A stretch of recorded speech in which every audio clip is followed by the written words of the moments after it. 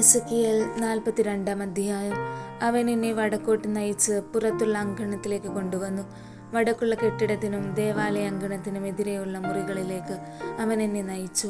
വടക്ക് വശത്തുള്ള കെട്ടിടത്തിൻ്റെ നീളം 100 മുഴവും വീതി 50 മുഴവുമായിരുന്നു.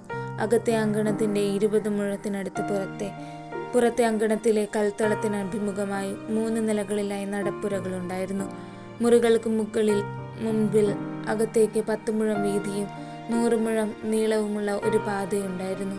അതിൻ്റെ വാതിലുകൾ വടക്കോട്ടായിരുന്നു. നടപ്പുരകൾക്ക് താഴെയും മധ്യത്തിലുമുള്ള മുറികളിൽ നിന്ന് എടുത്തതിനേക്കാൾ കൂടുതൽ സ്ഥലം നടപ്പുരകൾക്ക് മുകളിലെ മുറികളിൽ നിന്ന് എടുത്തിരുന്നതിനാൽ അവ കൂടുതൽ ഇടുങ്ങിയിരുന്നു. അവ 3 തട്ടായി നിലകൊണ്ടു. ബാഹ്യാങ്കണത്തിലേതുപോലെ തൂണുകൾ അവയ്ക്കില്ലായിരുന്നു. അതുകൊണ്ടാണ് മുകളിലത്തെ മുറികൾക്ക് താഴത്തെയും മധ്യത്തിലെയും മുറികളേക്കാൾ വീതി കുറഞ്ഞു പോയത്. മുറികൾക്ക് സമാന്തരമായി എതിരെയുള്ള ബാഹ്യാങ്കണത്തിന് നേരെ 50 മുഴം നീളത്തിൽ ഒരു ഭിത്തിയുണ്ടായിരുന്നു. ദേവാലയത്തിനെതിരെയുള്ള മുറികളുടെ നീളം 100 മുഴമായിരുന്നെങ്കിൽ ബാഹ്യാങ്കണത്തിലുള്ളവയുടേത് 50 മുഴമായിരുന്നു. ബാഹ്യാങ്കണത്തിൽ നിന്ന് പ്രവേശിക്കുമ്പോൾ കിഴക്കുവശത്തായ ഈ മുറികൾക്ക് താഴെ ഒരു കവാടമുണ്ടായിരുന്നു. അവിടെയാണ് പുറത്തെ ഭിത്തി ആരംഭിക്കുന്നത്. തെക്ക് വശത്ത് അങ്കണത്തിനും കെട്ടിടത്തിനും എതിരെ മുറികളുണ്ടായിരുന്നു. മുറികൾക്ക് മുമ്പിൽ വഴിയുണ്ടായിരുന്നു.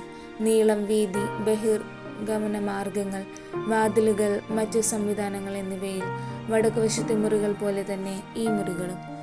തെക്കേ മുറികളുടെ താഴെ കിഴക്കുവശത്ത് വഴിയിലേക്ക് കടക്കുന്നിടത്ത് ഒരു കവാടമുണ്ടായിരുന്നു. അവയ്ക്കെതിരെയായിരുന്നു നടുഭിത്തി. അവൻ എന്നോട് പറഞ്ഞു, അങ്കണത്തിനെതിരെ വടക്കും തെക്കുമുള്ള മുറികൾ വിശുദ്ധങ്ങളാണ്. കർത്താവിന് ശുശ്രൂഷ ചെയ്യുന്ന പുരോഹിതന്മാർ അവിടെ വെച്ചാണ് ഏറ്റവും വിശുദ്ധമായ ബലിവസ്തുക്കൾ ഭക്ഷിക്കുക. ദാന്യബലിക്കും പാപപരിഹാര ബലിക്കും പ്രായശ്ചിത്ത ബലിക്കും വേണ്ട വിശുദ്ധ വസ്തുക്കൾ അവിടെയാണ് അവർ സൂക്ഷിക്കുക. എന്തെന്നാൽ ആ സ്ഥലം വിശുദ്ധമാണ്. പുരോഹിതന്മാർ വിശുദ്ധ സ്ഥലത്ത് പ്രവേശിച്ചാൽ പിന്നെ ശുശ്രൂഷയ്ക്ക് ഉപയോഗിക്കുന്ന വസ്ത്രങ്ങൾ ഇവിടെ മാറ്റിവെച്ചിട്ടേ പുറത്തെ അങ്കണത്തിലേക്ക് പോകാവൂ. എന്തെന്നാൽ അവ വിശുദ്ധങ്ങളാണ്. വേറെ വസ്ത്രങ്ങൾ ധരിച്ചിട്ടേ അവർ ജനത്തിനു വേണ്ടി നിശ്ചയിച്ചിരിക്കുന്ന സ്ഥലത്തേക്ക് പോകാവൂ. ദേവാലയത്തിൻ്റെ ഉൾഭാഗം അളന്നു കഴിഞ്ഞപ്പോൾ അവൻ എന്നെ കിഴക്കേ വാതിലിലൂടെ പുറത്തേക്ക് നയിച്ചിട്ട് ചുറ്റുമുള്ള സ്ഥലം അളന്നു. അവൻ അളന്നു ദണ്ടുകൊണ്ട് കിഴക്ക് ഭാഗം അളന്നു, 500 മുഴം. അവൻ തിരിഞ്ഞ് വടക്ക് ഭാഗം അളന്നു, അതും 500 മുഴം. പിന്നെ അവൻ തെക്ക് ഭാഗം അളന്നു, അതും 500 മുഴം. അവൻ തിരിഞ്ഞ് പടിഞ്ഞാറ് ഭാഗം അളന്നു, അതും 500 മുഴം. 4 വശവും അവൻ അളന്നു.